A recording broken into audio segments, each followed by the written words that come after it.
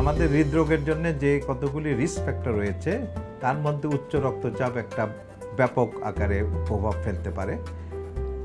Heart তো প্রেশারকে নিয়ন্ত্রণ করে, কাজেই যখন রক্তচাপটা বেড়ে যায়, প্রেশারটা বেড়ে যায়, তখন হার্টটা দুর্বল হতে থাকে। এক পর্যায়ে এসে হার্টটা তার যথাযথভাবে কাজ করতে পারে না, এটাকে আমরা বলি হার্ট ফেইলিয়ার। হার্টের যে রক্তনালী রয়েছে, যেটা হার্টকে রক্ত সরবরাহ করে, সেই রক্তনালীগুলিকে শুরু হয়ে যাওয়ারও একটা বড় রিস্ক ফ্যাক্টর হলো এই উচ্চ রক্তচাপ। আমাদের উচিত হবে যে রক্তচাপকে সবসময় নিয়ন্ত্রণ করে রাখা, যাতে হার্ট তার যথাযথভাবে ফাংশন করতে পারে এবং হার্টের রক্তনালীগুলি যথাযথভাবে ঠিক থাকতে পারে। আর একটা হয় যে হার্টের যে বড় রক্তনালী, অ্যাওর্টা বলি, ওটা কিন্তু উচ্চ রক্তচাপের জন্যে মোটা হতে থাকে, মোটা হয়ে ওটা অনেক সময় লিক করে।